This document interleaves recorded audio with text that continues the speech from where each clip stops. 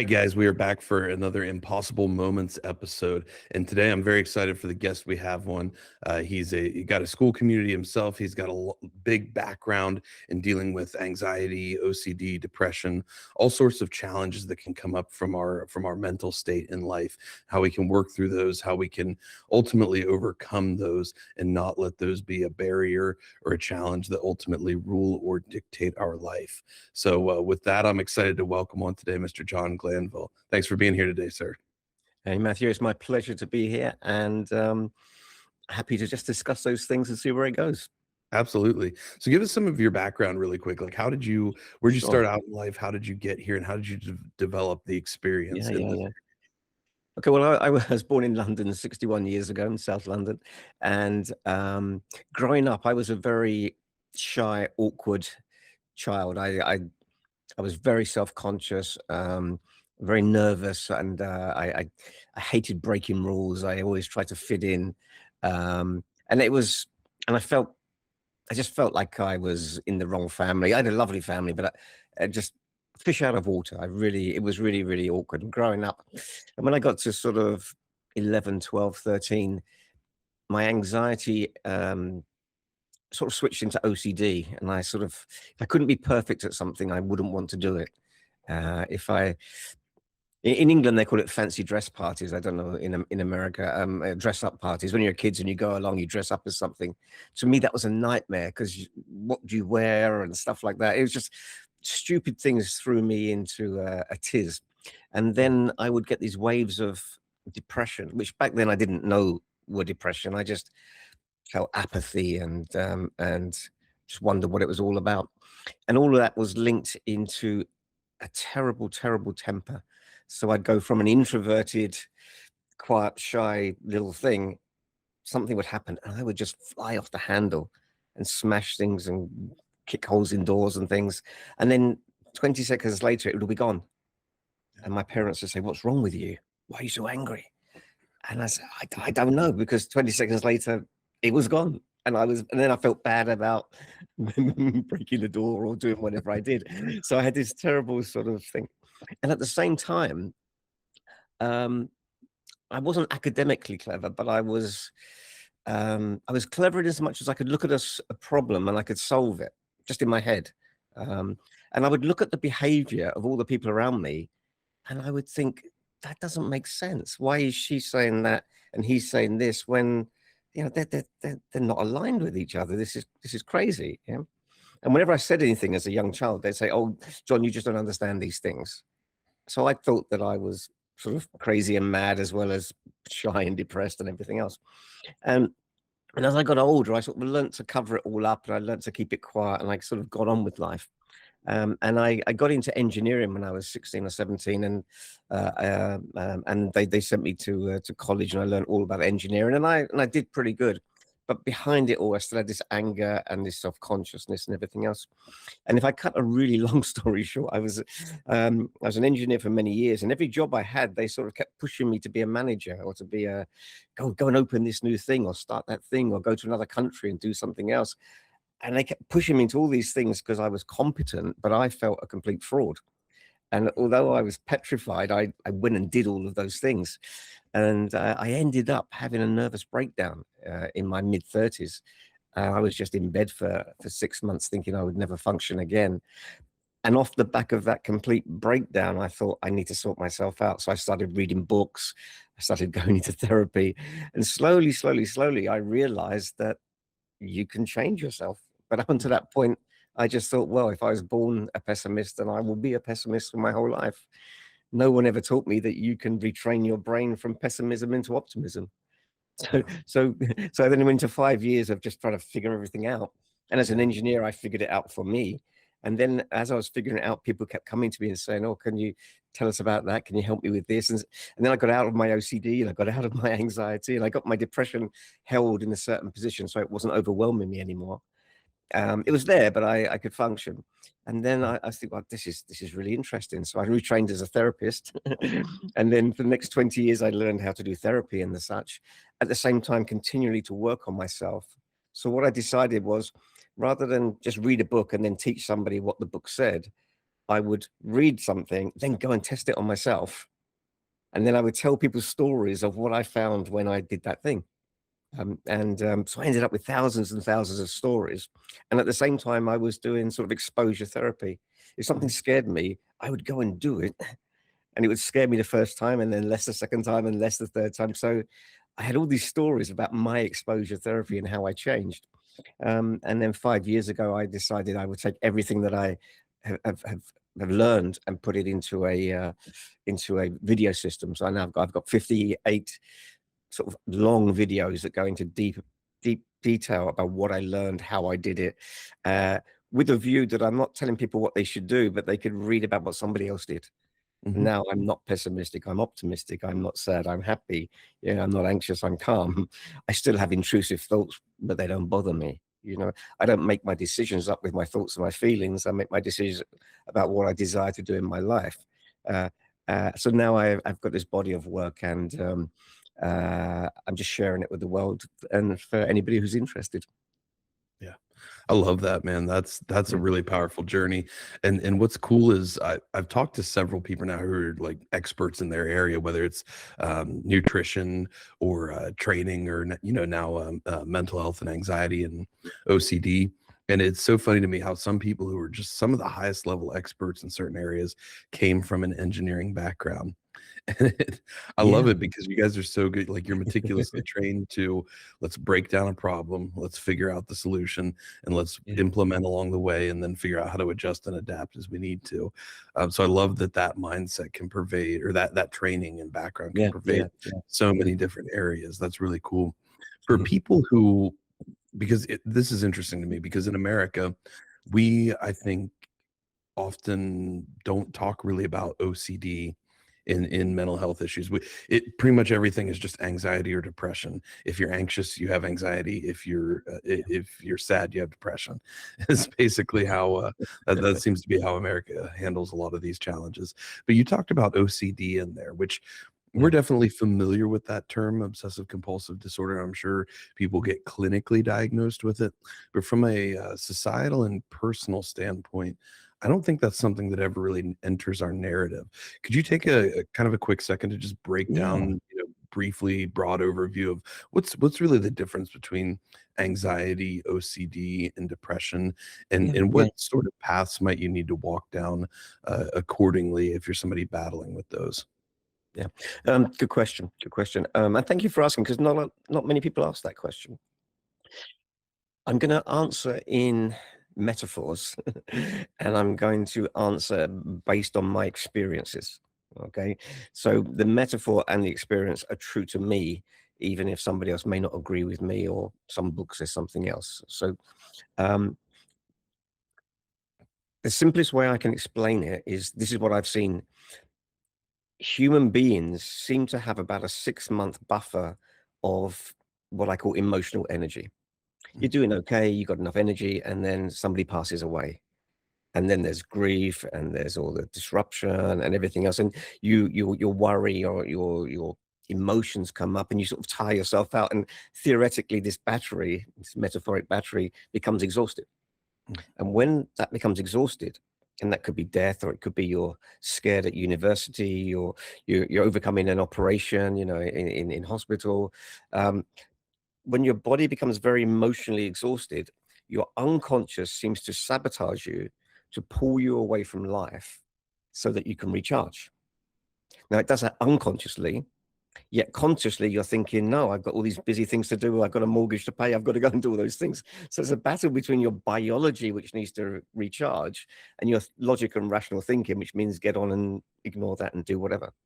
And I think, sort of very loosely, what happens is, when the person's battery gets flat, they either fall into some sort of illness, so they could actually get sick, be it a real sickness or a psychosomatic sickness. They fall into anxiety, so they become scared, so they're scared to go out and scared to do things, or they go to depression, so they just lay in bed and funk out. mm, And then I think the person either sort of recovers from that illness, they change the way they think, so they overcome the anxiety, or they um, rest and recuperate and change the stories in their mind, so they get out of the depression. So I think that's mm. just what nature does. But in the anxious group, I think what happens is, so for example, the unconscious may sabotage your work. So you go to work and all of a sudden you feel awkward, or you can't talk to people, or you stand up to give a talk in a meeting and you suddenly get overwhelmed. It's almost like your unconscious sabotages to pull you away from what you're doing, to keep you at home. But if you stay at home and carry on worrying, you're still using up all your biological energy. It then accelerates it and takes it deeper and goes into OCD.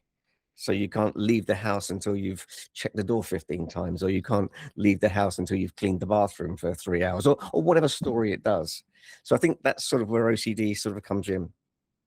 And then I think OCD falls into two very distinct classes. And I'm going to call it a 70-30 split, but it doesn't really matter. I think people who are introverted and sort of intelligent thinkers, they get the type of OCD which is about checking and measuring and order and symmetry and cleanliness and all those things. And then if you're a bit more of an extrovert and you're a little bit ADHD, very creative mind, it gets you with something called pure OCD, which are intrusive thoughts about harming somebody or killing somebody or sexually abusing somebody. And basically what it does is your unconscious puts in ruminations and stories that consciously shock you. I would never do that. Okay. But then you worry that you might do it. You know, it might say, well, you may abuse a child. I would never do that. But you have to understand that the unconscious can, or the OCD can only get your conscious attention with something that you're not. Otherwise it wouldn't get your attention. Yeah. So that's how I see the whole thing's sort of expanding. Now, if somebody's got the ordinary type of OCD, the more common one, that they're introverted, they're shy, they're self-conscious, it can really play games with them. He said, well, you can't go out because nobody likes you. You can't go out. It really sort of plays with their self-esteem. The other group, the more extroverted ones that get the intrusive thoughts, in a way, it's easier for them to fix themselves, because if they can get rid of it, they're still extroverts. They can still talk to people. They're still very social. Whereas the introverts, they've got to get out of the OCD, and then they've got to learn to be more extroverted and more social. They've got to learn more life skills. So I think that's how OCD falls into two camps, two categories, as I've seen it. Yeah. That's really insightful. I'd never even like considered it that way before, and I particularly liked how you talked about in that one type of OCD. Even though I think you said fewer people are hit with that, you said like 70-30 split. But how you can have these intrusive thoughts, and how those intrusive thoughts don't necessarily reflect you or your character or who you are, because I know that is a path that I would naturally slip down. I think a lot of people would slip down, is you start having these thoughts and you're just like, oh man, why is this popping in my brain? Am I a terrible person? You know, and it's like, well, no, these are just random reactive thoughts. And I've heard some other people in this space define the brain as more of a reactive organ sometimes, and not necessarily like a complex representation of exactly who you are. And sometimes we have to separate ourselves from that. The brain is definitely a very powerful tool and a very powerful organ, and it's something that can drive a lot of physiologic change, whether good or bad as well. But it's not necessarily in and of itself a direct representation of who we at our core are. And so I really like that you bring up that topic for people, because I've noticed in me in my life, and I've been fortunate, I've not necessarily had severe lifelong battles with anxiety and depression and OCD, but I have had challenges where I was in very dark, deep mental spaces, or battling with mental health.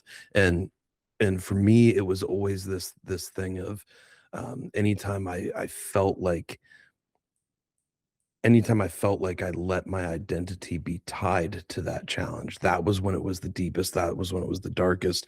And that's, I think, where I've noticed a lot of people struggle to get, they struggle with being in this place of, how do I ever get out of this? This isn't even possible. This is just who I am. Do you think it's a really dangerous road to walk to start tying our identity to this anxiety, depression, OCD? And if somebody's in a space like that right now, how do they start moving forward out of that? Wow, that's a huge question. Okay, let's keep it very high level. Yeah. The first thing that I learned that changed how I saw everything was that your unconscious brain and your conscious brain are on two different systems. Mhm. Okay? I think if you go back to caveman times, I don't think we had a prefrontal cortex or the neocortex. I think we had the limbic and the reptilian sort of part of our brain. And most people know that. You kind of taught that in school. And then the thinking intellectual part of the brain was a sort of an add-on to a human being.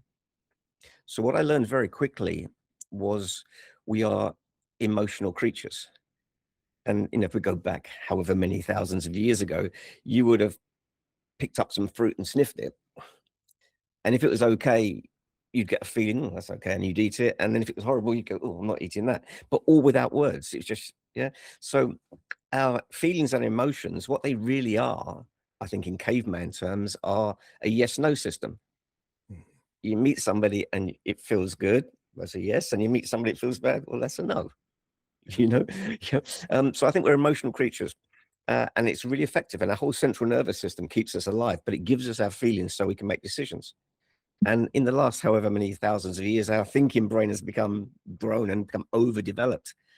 And now we meet somebody and we go, "Oh, I don't like them." But then the brain says, "Well, give them a chance. They're probably okay. Well, even if they're horrible, you still can get them to do X, Y, Z." And you're swamping out all these emotions, which you might call your intuition or your gut feelings, with logic and reason. Mhm. Yeah. So we're emotional creatures who learn to think. And I think what's happened is when somebody's got anxiety, OCD, or depression, they've become a thinking creature who's trying to control their emotions. And that's exhausting. And it's never going to fix themselves because actually it's your emotions that are what you want. You want love, you want passion, you want desire, you want connection. All these words are emotional words. Mhm. Yet somebody with anxiety is scared of their emotions. Someone with depression doesn't have any emotions, and somebody with OCD is using their emotions in the wrong direction. If they were OCD about being in love or OCD about running a company, or someone like Yeah. Elon Musk, you might say he's OCD, but in a very constructive way. And somebody laying in bed just getting up to clean their kitchen is using OCD in a very destructive way. But it's still OCD. Yeah. Yeah. So there's two different things. So I think that's the first thing. And then the second part of that question you asked me there, well, there's two more parts. The first part is whatever you consciously think about, your body will give you that feeling, even if it's a lie. So you could think, "Oh God, I got to do that public speech," and you will get feelings of doing a public speech. Or you could say, "Wow, I'm going to meet my friend. I love my friend." You're going to get lovely feelings. And people don't realize that actually you can lie to yourself in your inner reality, in your head, to get a good feeling, even if it's not the truth of what's happening in the outer reality. And that, to me, when I suddenly dawned on me that actually you can't really control the outer world, but you can control the inner world. Mhm. And it can be a complete lie. Although, why don't you make it a beautiful lie? Rather than saying, "Oh, you're an idiot," you could say, "No, I'm not an idiot. Yeah, I do some idiot things, but I'm actually a really nice person." And nobody ever taught me that you can have a good internal dialogue. And then the next step is all the unconscious thoughts that you're not asking for, they're just programs that just keep running. Mhm. And I just thought, well, I read that book, I understand that consciously. And then I'd carry on doing the same unconscious stupid things. And it took me ages to realize, no, actually, this is just a bunch of programs, and you've got to consciously retrain those. And if Mhm. you keep doing it over and over and over again, they will change. And suddenly it says, "You're really nice, you're really good, you can do that." But very few people are prepared to put the effort in to consciously reprogram their unconscious mind. Yeah. Uh, and then the final piece of the jigsaw puzzle, and I don't want to get all woo-woo and strange, but is I suddenly realized that you don't actually need to think. When you talk to people, they said, "Oh, I've got this idea. I was just in the shower this morning and this idea came to me." Or I was walking by the beach and all of a sudden I just realized what I had to do. Um, so I think before we had all our conscious thinking in mind, we would just know stuff. It would just come to us, okay? Rather than having to think to find an answer, answers just come up. It's like if you go to a quiz, somebody asks a question and you're thinking, "What is it? What is it? What is it?" You're sort of trying really hard to find it. And then as soon as you stop thinking, the answer comes up. So I think mankind, or certainly in the West these days, has an addiction to overthinking, and then a conscious addiction to trying to figure out why their unconscious is having all these thoughts and questions, but they're just programs that are running that can be reprogrammed. Mhm. So that's my kind of answer to that question. Oh, man, I loved so much of that, and especially during the second part, I think you probably saw me getting pretty fired up over it, because that's really in line with a lot of the work that I do, with my business partner Austin and our team. We work on in impossible performance. We work primarily on people first gaining control of the narrative they have, and recognizing that that narrative does not define who they are, yet it is a powerful component of being able to basically leverage their own performance. And when you can tell yourself a different story about yourself, and then learn to use that both in the large kind of macro setting as well as the smaller kind of micro settings, it's really quite a powerful tool to be able to drive for. We're looking to drive forward performance, Yeah, whether it's in athletics, whether it's in business, whether it's in any other personal endeavor. We kind of hijack that system to learn to drive forward performance. And I think that's really where it came down to for me when I was in those deep dark moments. It was dealing with a lot of PTSD from having gone through cancer therapy, yeah, having actually kind of lost my life and then having it revived, and all the myriad of things that come with that as an 18-year-old kid, and then having to immediately reintegrate into society. It's wild for me. When I was battling cancer therapy from a mental health standpoint, I was actually in pretty good shape, because I wasn't, I had woke up every day with so much purpose. I need to live today. I need to yeah, yeah, survive. I need to, every day was filled with so much meaning and purpose, as challenging and brutal and awful as it was. I did have that sense of inner yeah, purpose, and it allowed me to kind of subconsciously wrote me quite a nice story about who I was, what I was doing in life, what I was overcoming, what I was achieving. And then I leave that, and all of a sudden I've got to go back to day-to-day life. And it's like, well, mhm, how do you find the same level of purpose in a normal job, going to school, all of those things? And that's where I really struggled. What I found is it all kind of came back to the narrative I was allowing myself to believe. And for most of that really dark time, I was driven by a very subconscious narrative, one that I never chose, one that I never yeah, wanted, one that I didn't even recognize was happening, which I think you alluded to. Is that's really a big part of it, is we've got to really recognize what that narrative is, what those thoughts are, and be able to understand that we can have conscious influence over them. In a lot of cases, we do have conscious influence over yeah, them, though though may not always recognize it readily. Um, but it was once I first started recognizing, well, hey, what if I just told myself a different story, even if I don't believe it's true, even if maybe per society standards it's not true. What if I just told myself a different story? What's the result of that? And I found a pretty net positive result. Like you said, we can kind of lie to ourselves yeah, to get a specific result. And it sounds bad when you put it in those terms, but really what it is we just tell ourselves the story of something we yeah, want to be true. And then it starts filtering down from our subconscious, from our conscious into our subconscious, yeah, yeah, and then it starts becoming true.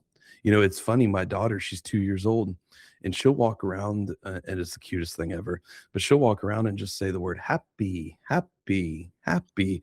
And I'm like, how much wisdom is there in that, from a 2-year-old girl? And she's just happy as could be. And it's like, well, whether it's she's just saying how she feels, or if she's like wanting to feel a certain thing based on what she's saying, I don't think it matters, because it's a kind of yeah, an example from somebody who doesn't have a developed prefrontal cortex yeah, of how we can kind of leverage this system. And so that's been one of the most powerful levers that we've utilized, is how do I tell myself a different story about a situation? Because even if that doesn't, you're obviously not going to be, if you're somebody who's battling with anxiety, depression, OCD, you're not just going to be like, oh, I don't have anxiety anymore. It's not like you're just going to say that one time and it's gone and you're done with.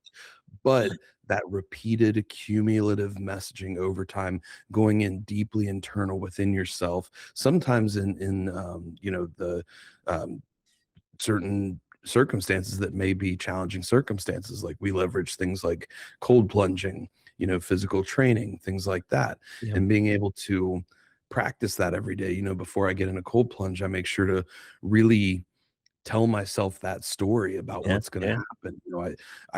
I feel that fear come up every single time, every single morning, even though I've done it 100 times at this point. You have that deep innate fear, and then Yeah. I have to just breathe and calm down and let conscious take over and say, no, I'm strong enough for this. I'm Yeah. built for this. This is going to make me stronger in these areas. And one thing I've noticed, and I'd be interested to get your thoughts on this as well, the more detailed and elaborate I make that story, the more powerful it seems to be, Yeah. and the better outcome I ultimately get from it. Yeah. And really, it's been just a skill that's been built up from so many areas.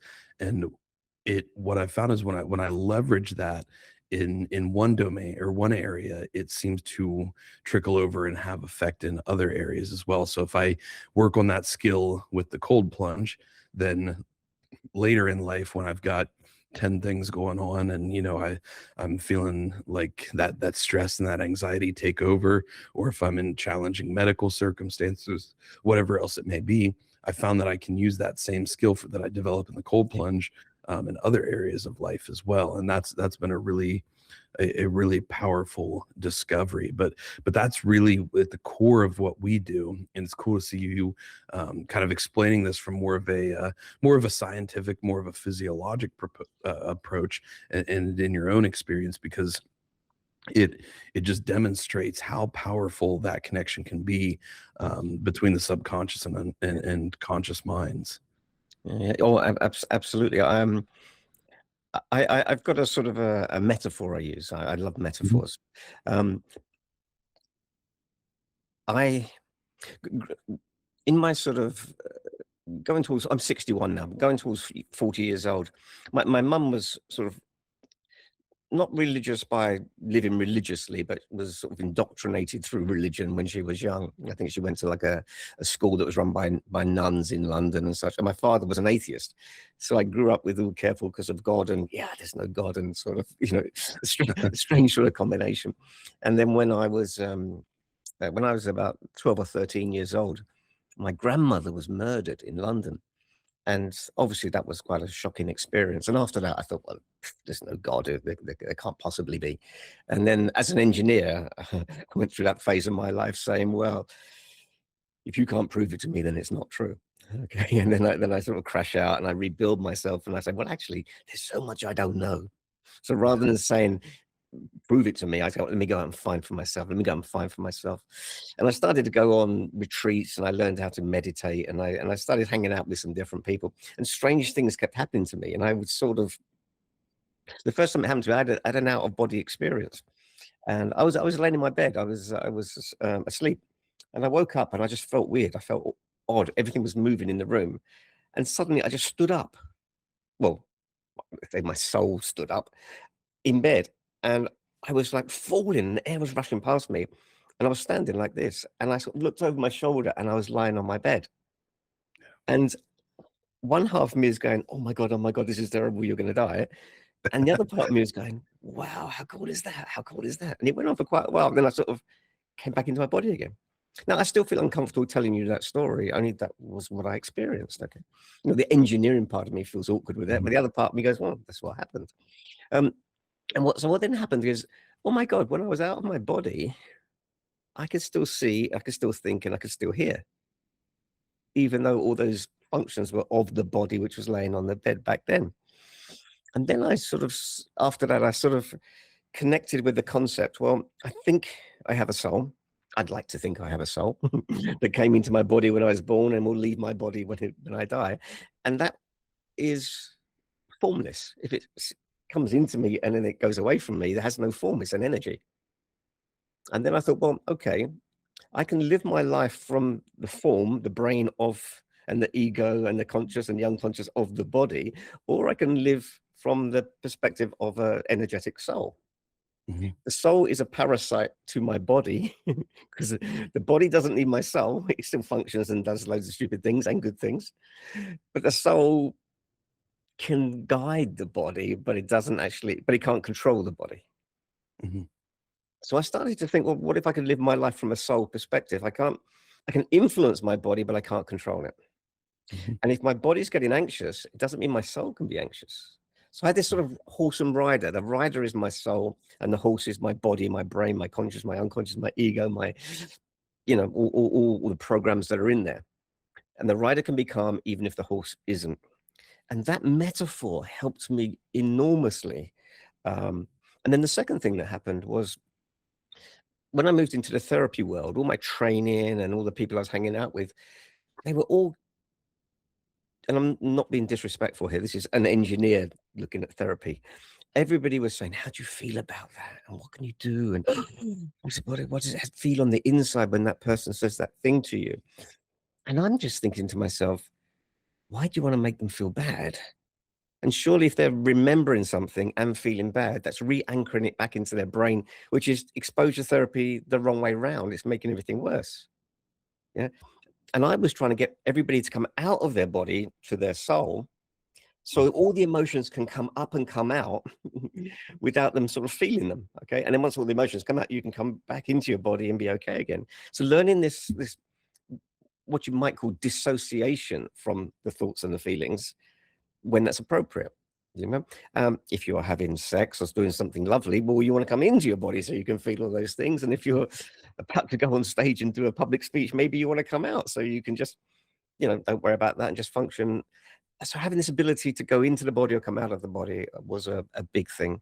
And then the final part, one of my mentors, Gary, he said to me, do you know when you're talking to yourself in your head? I said, yes. He said, well, who's talking? And I said, well, this is me talking to me. He said, that doesn't make sense, does it? Me talking to me. One part's talking and one part's listening. And I went, okay, yeah, I suppose that makes sense. And then he says, well, if there's one part talking and one part listening, are they friends? I said, what do you mean, are they friends?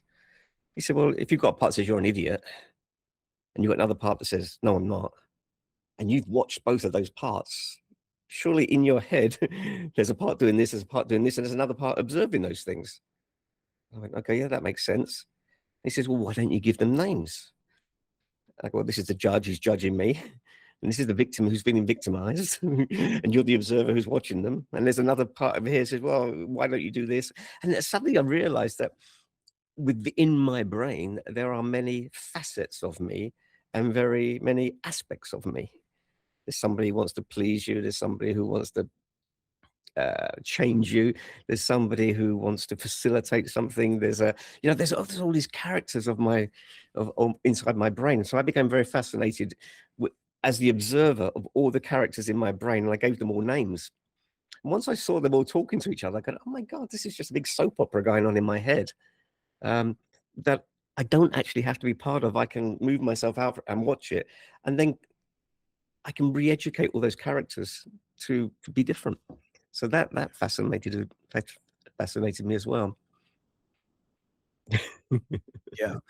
I I'm just sitting here in awe because everything you're saying is helping me understand my own work that we do so much better. Oh, We good. we have a large amount of work that we do, skills that we teach people, but I don't know that I've ever like dove deeply into understanding like why does this work so much Yeah. as like I've seen this in my own life. It works. We've developed it into quite a nice structure. We call them the four domains of performance: Okay. mental, emotional, spiritual, and physical. Yeah. And obviously, in the context of this discussion, we're talking a lot about the emotional and mental, but now also even the spiritual to a degree as well. I love that analogy you brought up of the soul and the body being kind of like the horse and the rider, because certainly I think anybody who knows, not that I know horse riding very well, but I think anybody who knows that craft at all would certainly say say that there's a deep level of connection between the horse and the rider, and that has to be there and it has to be strong, to, have the very best of outcomes, whatever it is you're Yeah. pursuing. And a good, well experienced rider will always be able to know their horse and anticipate their horse and be kind of thinking 10 steps ahead of, looking at the terrain, knowing how the horse is going to interact, looking at outside influences. If you're going through I guess back hundreds of years ago, if you were riding through a busy town, you'd know like what things might distract the horse, what Yeah. things aren't going to affect the horse, which things you need to know. And, but yet the horse is never really going to do that so much about the rider, I wouldn't imagine. So the body isn't necessarily, I think, it's got more of that, from the way I understand, it's got more of that kind of reactionary Yeah. approach. And it's, living as this, yes no kind of paradigm, like you talked about how, we would smell a piece of fruit and pretty quickly get an idea of, yes, I should eat that, no, I should not eat that. And Yeah. I see that as how that could be described as the horse, yet the rider, the soul, is having so much more influence kind of over the nuances of that situation, Yeah. anticipating challenge, working to build solutions before those challenges even arise, guiding the horse in its kind of yes no journey. And yet the horse ultimately is allowing, it's not so much that the soul is hijacking the horse and bending it to its will necessarily in every circumstance, though I think there's sometimes where we have to learn a skill in that as well. But it's more that the two are coexisting in a paradigm for an ultimate end, because Yeah. without a body, the soul not going anywhere, not doing anything. So Exactly. there is a certain level of physical, that's I guess where a lot of the physical component ties in. But it's really cool to hear that analogy, because it again really allows us to kind of separate that subconscious and unconscious and conscious, and recognizing that that horse does not define the rider's identity necessarily. Now, certainly it can be a component of it in Yeah. that paradigm, but it's not like I am not this horse. I think it's very easy for us to recognize that delineation, Yeah. in a logical standpoint, yet it's much harder for us to do that. We think about it within the context of ourselves. And like you said, I love that sentiment you brought up of how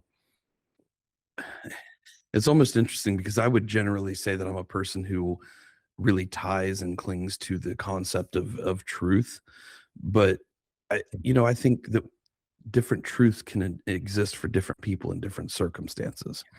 Now, I do think there are some things we have to define as collectively true or absolutely true, whatever you want to put into it, but that's kind of a separate discussion.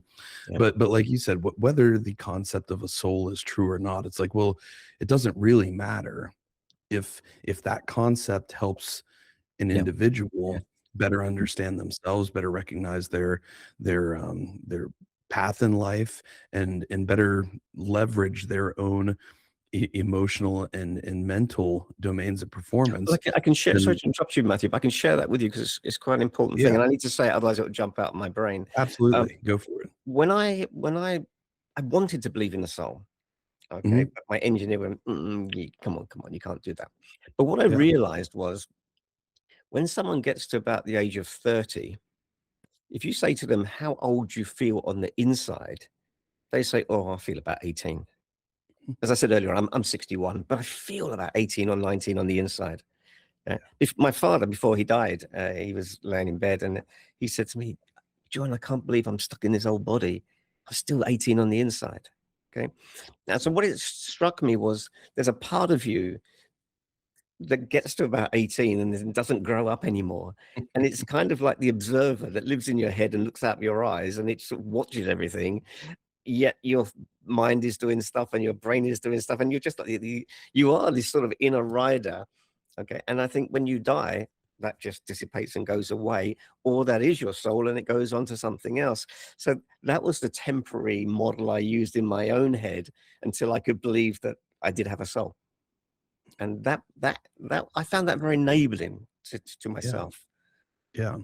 Yeah, and that's a perfect little interjection there as well, because it allows us to kind of tear down some of those fears around the big broad question of, is there a soul, what is the soul, and all Mhm. of this stuff. And I love how you speak to that sentiment of like, we don't really have to understand it to leverage it necessarily.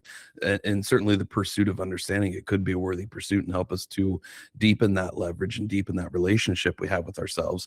But it's not something like we can kind of act first without fully understanding the system. Oh, That that is was so one of true. the biggest, when I realized that, that was one of the biggest shifts and transitions and basically catalysts for my growth going forward. And especially when Mm, I was coming out of that really dark place in my life is, how do we leverage things? How do we tell ourselves certain stories? How do we just accept certain truths so mm, that we can use them today to put us on a better path towards the goals we're ultimately working toward? And then I think simply the pursuit and acceptance and moving down that path, more of that deeper understanding of the truth behind it will come along that path, come along that way. yeah. And I think when we do that as well, I'd be interested to see if you've seen this in your own clients and the people you help and the people you work with. But when we can do kind of that approach, it really helps tear down a lot of those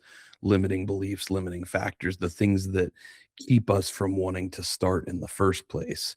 And just understanding that we can start on this now, we can move down this path, Yeah, yeah, we can yeah, leverage this, we can develop or we can increase our performance in the specific pursuit, and that will ultimately lead to us um, more deeply understanding that truth along the way. And yeah, then we can adjust and adapt along the way, as we go down it, and we'll figure it out better and better and better.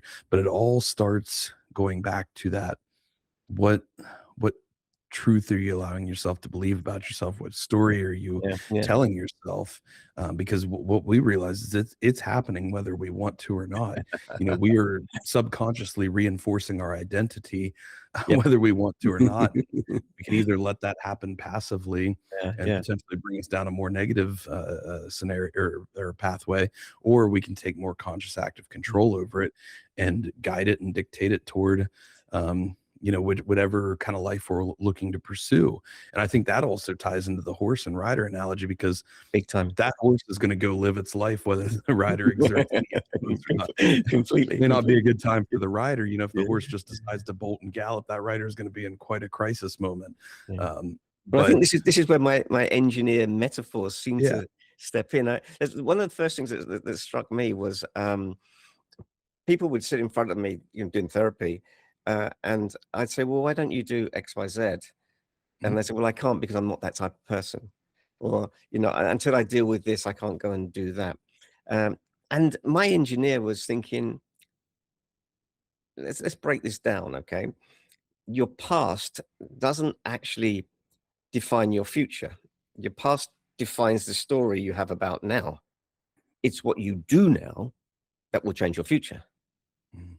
Okay. So suddenly, if you're an introvert, if now you start pretending to be extrovert and acting extrovert, your now will change your future rather than blaming your past for why you can't change your future. And as an engineer, that just made complete sense to me. I don't know if I explained that very well, but it's simple to me.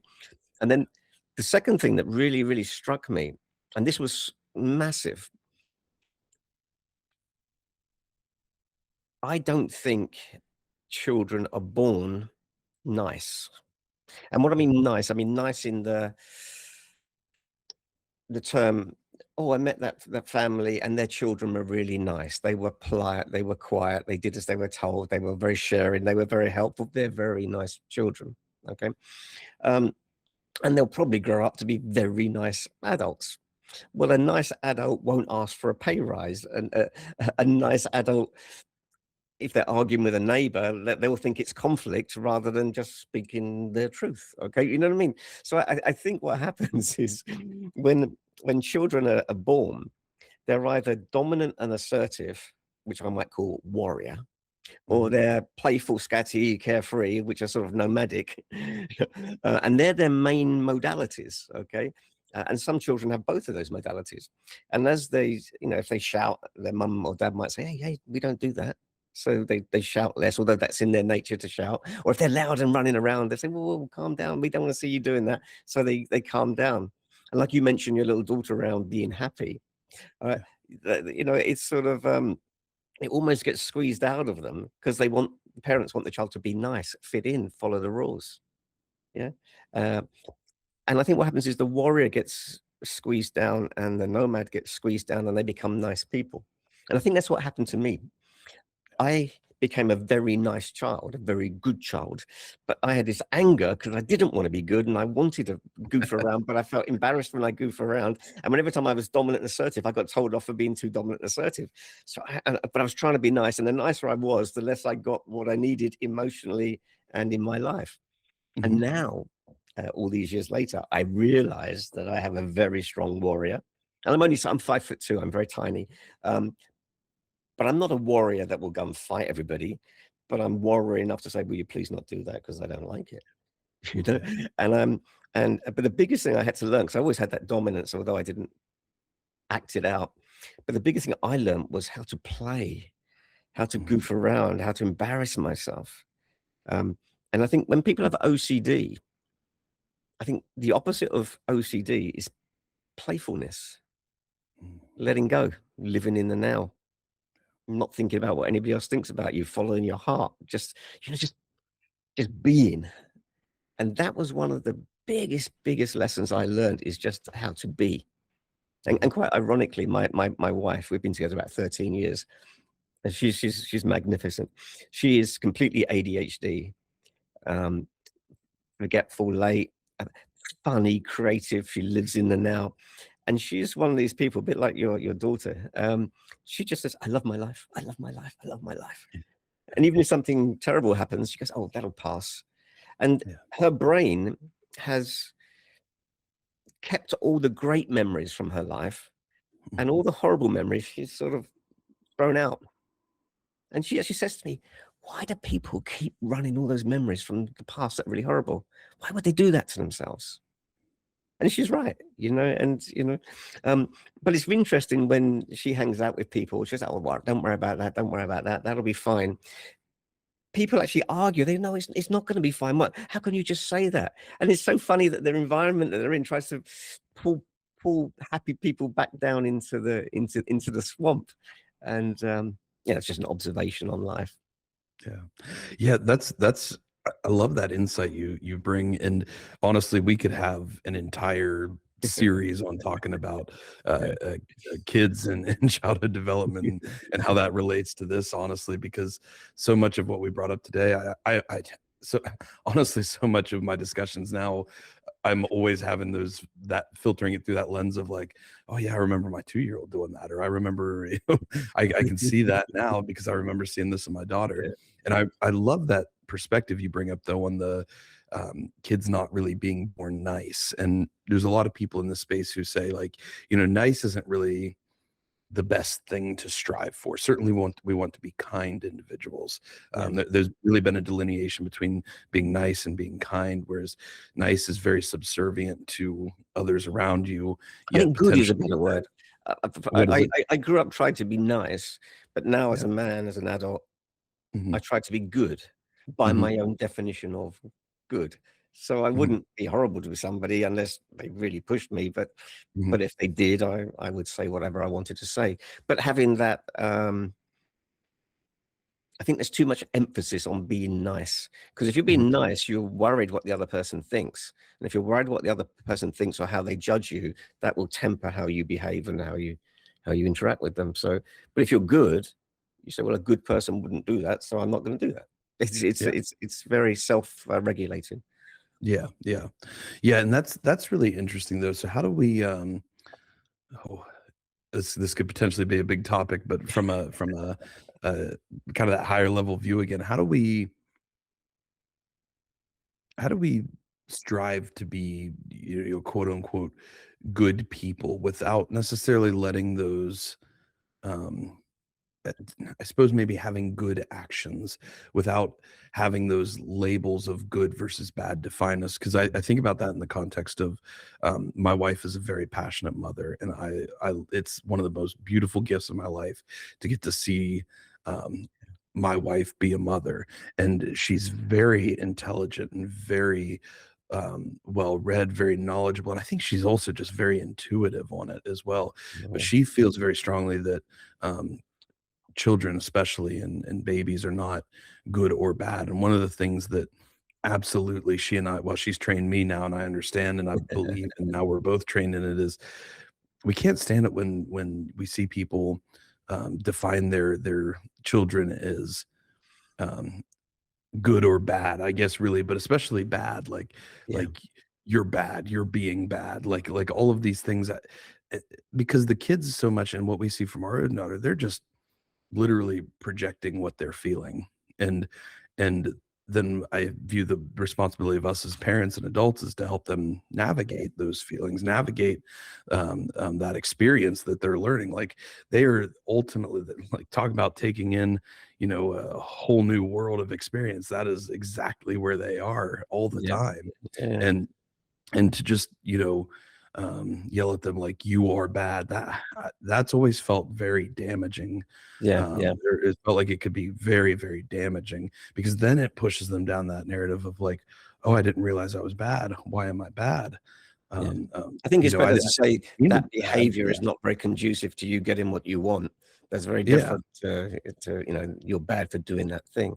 I also think, Mhm, if I go back to what I said earlier on about behaviors, you can be very warrior, you can be very mhm, nomadic, or you can be very yeah, settler. Settlers want to be told what to do and follow rules. Warriors want to tell people what to do and make the rules. And the mhm. nomads want to have fun, live in the now, and break all the rules. Okay. Now, what I'm about to say is a little bit blunt. I think 50% of people who have anxiety and OCD are not really going to do the work to get themselves out of it. They're a victim. What can I do? Oh, I'll take the drugs. I'll do whatever it may be, and that's fine. They are where they are. But the other 50% of people who want to do something about it tend to be very intelligent, and that intelligence they're using logic and reason to try and fix themselves, rather than using the way the animal and the biology work to fix Mhm, themselves. And they tend to have very complex personalities. A lot of warrior, a lot of nomad, all squished down, trying to be nice. So when I'm working with that sort of person, I get them to realize that because they have a complicated personality, they can be all three of these characters. mhm, So, for example, a few weeks ago, had a really busy day, and I walked into the living room, and my wife said to me, "Shall we go out for dinner tonight?" And I looked at her, and I said to her, "My warrior has still got some paperwork to finish. My settler is absolutely exhausted. I just want to plonk in front of the TV. But my nomad could probably be talked into it." And she said, "Oh, come on, let's go out, let's go out, let's go out." I went, "Okay," and we went out. yeah, Now, that was a really truthful answer, yeah, really truthful, okay? But we're not taught that you can have all these different aspects of yourself all working. And the second mhm, thing that goes with that, now, as I said, I've got quite a dominant character, and I've got quite a playful character, and I've got a fit in character. I can be quiet and fit in and do as I'm told and let somebody else be the boss if I want to. And I do it automatically now, but years ago I would say to myself, right, this is a warrior moment. So I would stand different and my voice would get louder, I'd get more direct, and I would be that warrior and I'd own that moment. My settler didn't like it mhm, and my nomad didn't like it, but I didn't care because I was being that character. mhm, And then other times I was going, well, that's not working. So let's come back and be settler and be quiet. And I could move between these characters. These days I do it automatically. But the secret is to only have one character come out at the same time. So you can't be dominant and settler at the same time. You can't say, I need you to do that if you don't mind. Because you're incongruent with your body language and it feels weird for the other person. But you could say, look, I just need you to do that, get it done, then come back to yourself. And then an hour later, as the settler, you might say, sorry, I shouted it earlier on. That was a bit inappropriate of me, but thank you for doing that. I appreciate that. And having this ability to move between the different facets of yourself without the different facets being in competition or in conflict with itself, it's a whole podcast, just that. yeah. Oh, I love that. I've already decided if you're open to it, we're gonna have to record a few more discussions as time goes on, I've because got a million this is stories. so fascinating and such powerful Yeah. tools and resources and insight for people. I think of that, the analogy that comes to mind there is like a builder or a carpenter or a construction worker. You know, it's like they're not going to use a hammer for every single task that they have to create or they have to perform in a day. You know, a hammer's great for nailing boards together, but a hammer may not be great for Yeah. trying to screw in screws, you know, and it's going to be quite inefficient and ultimately not even work and cause a lot of destruction along the way. You know, even those two tasks are ultimately achieving the same outcome, and they're very very close. There's Yeah. just one minor tweak about the design of the screw that makes it require an entirely different tool, Yeah. and that I think like or akins to leadership. I give some strategic leadership webinars, and I love how you talk about like you don't have to be one thing all the time, always, and in fact you shouldn't, and also in fact we really aren't, and that's something I've always believed. But there's this message that gets preached, you know, in this kind of a lot of these spaces today of like you should be the same under any context, you should be the same with any people, like you need to be this person, and don't let anybody filter you or change you. And it's like, well, it's not that the other people are filtering, or just, although I think some people certainly allow that to happen to Yeah. themselves, but what if we took that again, more conscious control over it, and decided like I'm going to be more nuanced with different, I'm going to show up different with these different people based on what they demand, what the Yeah. situation demands, what the context is, and we can have these various aspects of ourself and our approach and who we are, and it's not a falsehood to show up to filter that through different lenses depending on who we're with. I had a leadership experience the other day where I had to step out of the office for an appointment during what was a little bit of a stressful time, but we had systems in place, had downstream leadership in place, and things should have flowed smoothly. Well, it didn't. The phone starts blowing up of he Stuff. said this and this is happening, and he's not doing this according to all these things that happen, and so I kind of start managing the situation how I can, get back to the office, and I had strategically kind of designed a pathway of, okay, this is how this is going to flow. And there was one person who had quite clearly gone off plan and had caused a lot of Mhm. downstream things. So I showed up with some pretty pretty strong amount of severity. Not that I was Some yelling and presence. screaming and letting my emotions be totally under control, uncontrolled, but I definitely made it apparent that I was feeling some anger. I was Yeah. having some severity in my response, and that's quite shocking to my team because that's not ever how I am. But I did that intentionally because I wanted everybody to Yeah. Yeah. understand, like, Yeah. this is the seriousness of the situation, again, while still maintaining total composure, respect, not screaming, not flying off the handle. And what I did is I sent that person to lunch, and the reason I did that was just to intentionally create space between the situation. He goes to lunch, Perfect. and I told him ahead of time, I said, go ahead, go to lunch, get some Yeah. food, and you calm down. We're going to come back and chat about this. He comes back to chat about it, and I was very intentionally in a pretty different space, Yeah. a different person, I suppose you could say, much calmer, much more understanding, much more ready to listen, and I did all of that intentionally, but it reflects it could happen subconsciously as well in ways that we don't want. Yeah. And ultimately it led to a good outcome in that, he understood the seriousness, went away, really thought about it, and was like, man, I guess I could have handled that differently. Came back, had a very intelligent, you know, understanding conversation about things and move forward in a better light.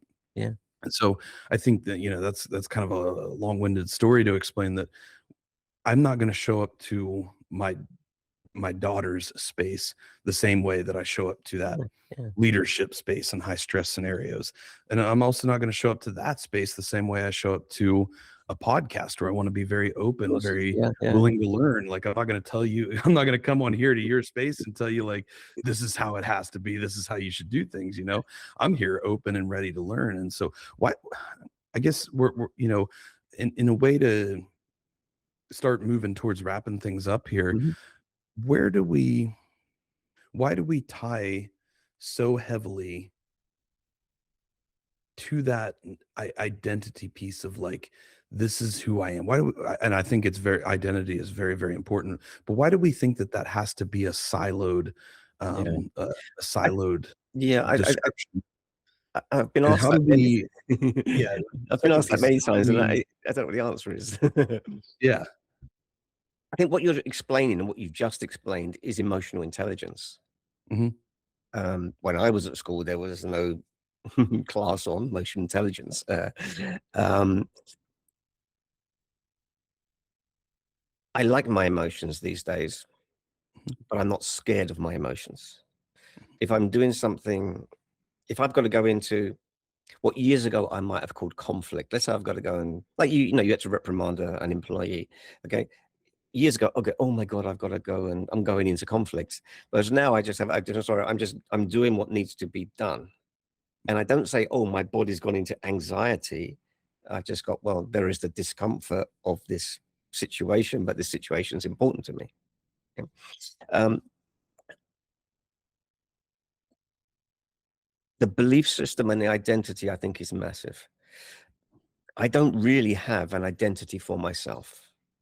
Okay. Yes, I'm a therapist. Yes, I'm a writer. Yes, I make videos, but I'm also a father and a husband and a son and a friend and a million other things. Okay. None of them define me. What defines me, I want to say my happiness, but I don't mean my happiness. What defines me is my calmness. Mhm. Because I think you're better off chasing calmness than you are happiness, because happiness is going from calmness to an agitated state that you like. And fear is going from calmness to an agitated state that you dislike. Okay. But both of them, the anxiety and the happiness, are really the same emotion. You can go on a roller coaster and feel happy, or you can go on a roller coaster and be terrified, or you can be terrified and happy that you were terrified because you've got all these chemicals running around your body. But to be calm, and not many people can really experience deep calmness. To be calm, it's the most magical sensation. There is nothing. The mind is quiet. The body is still. Oh, that's really nice. Yeah. So rather than have a definition of a belief about myself, what I have is a hierarchy of my needs. And I cover this in my course and in some of the videos. For example, the relationship with my wife trumps my work. So if my wife is saying, "Oh, you're working too hard. I haven't seen you," well, then I'll step out of the work and, and spend some time with her. That comes first. Okay. Yeah. And my health comes before my work. So my wife, my health, my work. Okay. And so I've got this hierarchy of decision making. So that's one model I use. The second model I use is, I'm not a big fan of goals, although goals, you know, they set you tasks to do. But if you fail to do them, you feel bad. And if it's a stupid goal, you may be spending a lot of work to do something that may not be that useful to you. But I'm a big fan of intentions. So I have intentions to be a certain type of person, and I have intentions to do certain things in my life. Okay? So, for example, a couple of the intentions I have for myself is to not lie. One of them is to not lie, or to have integrity. Okay. But to have integrity by my own definition of what integrity is. So if I say to somebody, I'm going to do something, I will try to do it. If I can't do it, I'll ring them up and say, really sorry, I can't do it.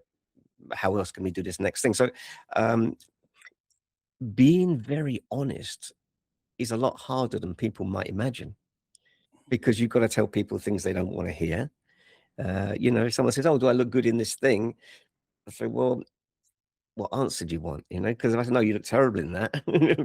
Now, I might not put it that way, but I might say, well, I prefer the blue dress to the yellow dress. But honesty is an interesting thing. And a lot of people say they want it, but they don't. I like honesty. I think it's a good thing. And I think if you're depressed, you tell yourself a lot of lies. If you're anxious, you tell yourself a lot of lies. You know, if you're lost, you're telling yourself a lot of lies. And a lot of people say to me, John, I just don't know what to do. And I said, well, just write down the things you do want to do. And they said, well, I don't know what I want to do. And I said, well, then tell me what you don't want to do. And they said, well, I don't want to be overweight. And I said, well, then you do want to be slim. Okay. You just take all the things you don't want and reverse them. And then you've got like a sort of a compass setting of what you do want. And then you start to think about, okay, if you don't know what you do want, what type of person would you like to become that could do whatever it is you don't know what you want to do? They said, well, I need to be more social, or I'd like to be more articulate, or I need to be more confident. Okay, well then, okay, let's set up some intentions of how you can be more confident. So then in any moment, you're not making decisions based on your thoughts or your feelings. You're making decisions based on the intention you have of who you wish to become. So if you wish to become more social, the answer to any question is just go out and meet people, despite what you're thinking and feeling. So I'm a big fan of sort of getting intentions into people's lives.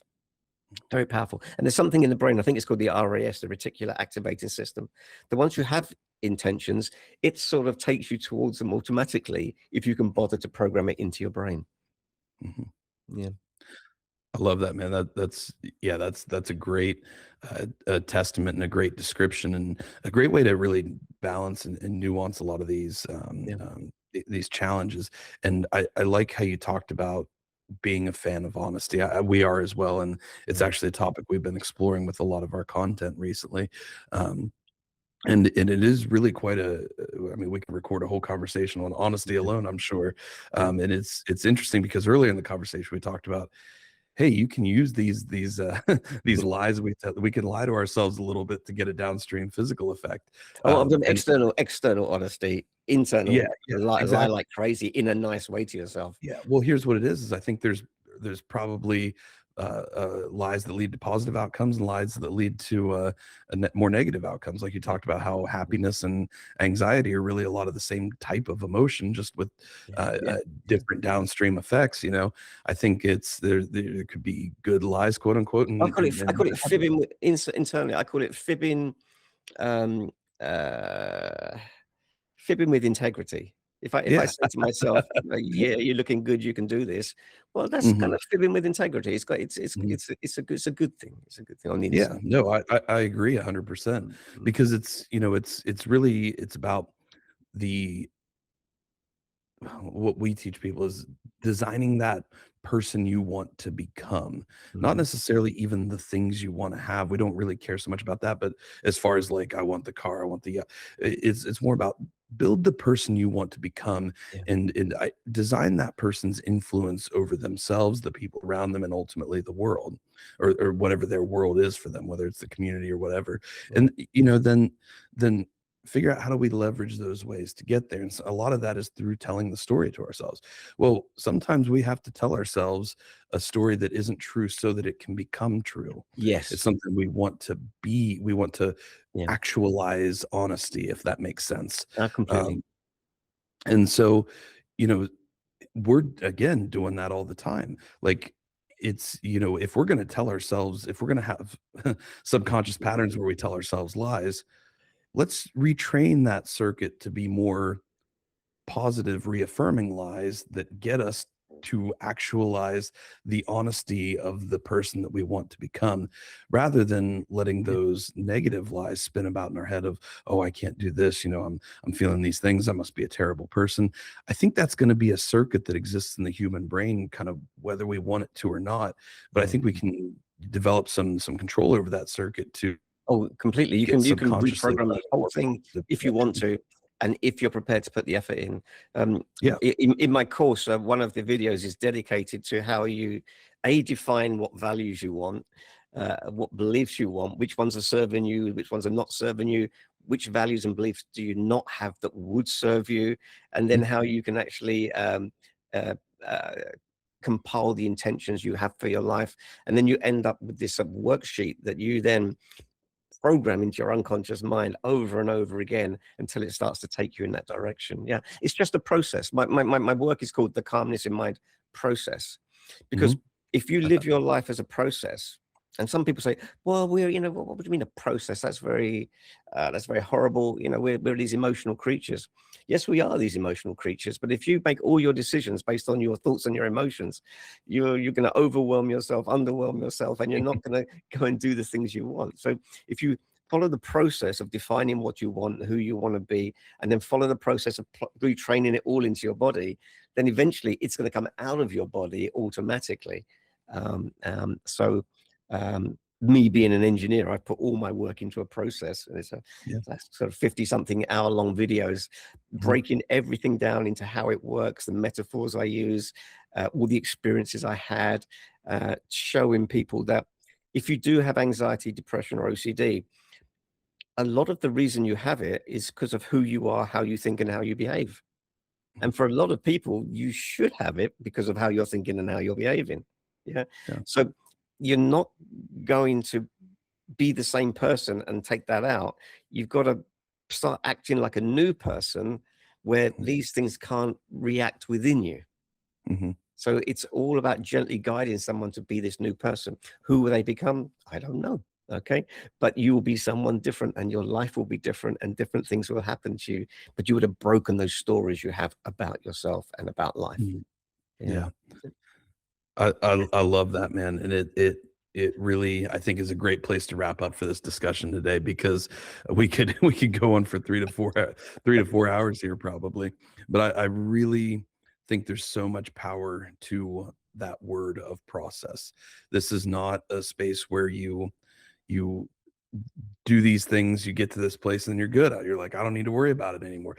Certainly, that's going to be much more effort up front, and then you build systems, you build a Yeah. process, Yeah. and then it's just like, again, going back to the horse analogy to wrap everything up. It's like when you're learning to tame that horse and control that horse, it's quite a lot of work up front, but then downstream it takes far less effort to maintain a high level of control and influence, and direction over that situation. So I think the same thing's true of us in our own lives. And man, I just can't thank you enough for coming on today. This has been just one of my favorite discussions. I'm getting myself so fired up here just talking about all this. And I can really tell, like, I think one of the greatest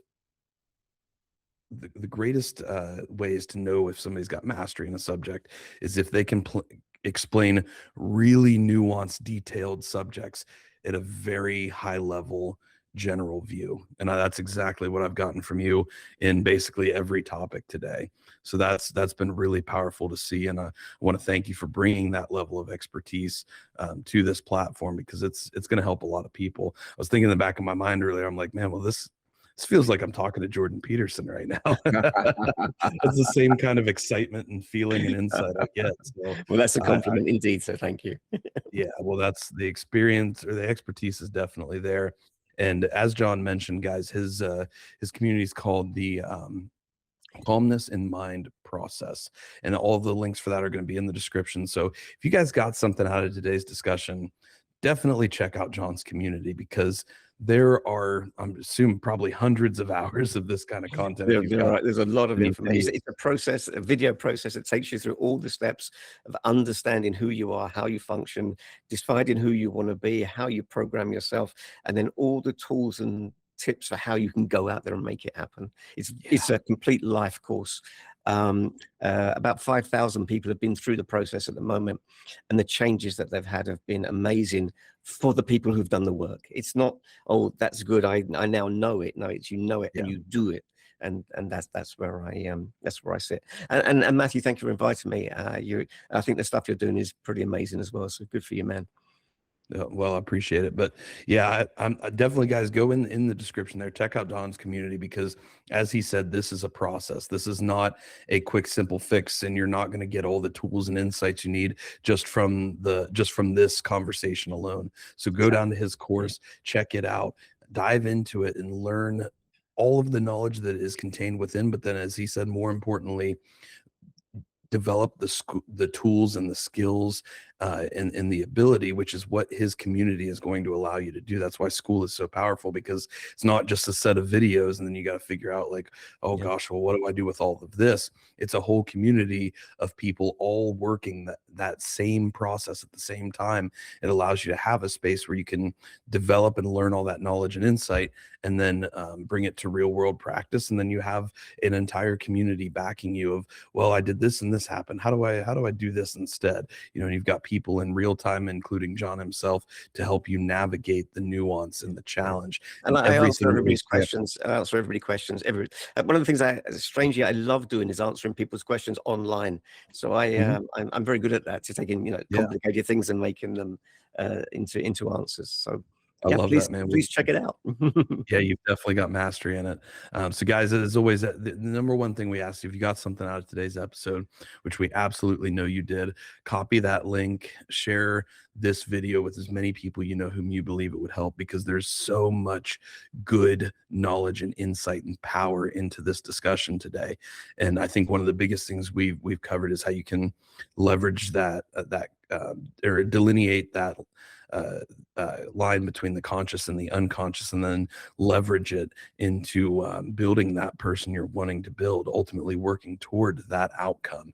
And it's a powerful process, and one, once you really implement that in your life, you build up that I guess subconscious control and direction and path, then it will lead to massive outcomes in the direction you want to go. So definitely share this post with anybody you know whom you believe it would help. Comment below if you've got ideas or thoughts or insights about the discussion today. And if you guys love this conversation, these types of conversations, there's another link down below where you can join the Orion Collective. It is a free school community. It will always be free. There will never be any monetary, I guess, value assigned to it, but all the value will be contained in the community, in the discussion, in discussions just like this, and battling out a lot of this nuance. It's a community for entrepreneurs, thought leaders, future builders, to be able to grow, connect, really dive into a lot of the challenging nuance of some of these conversations, like honesty that we talked about.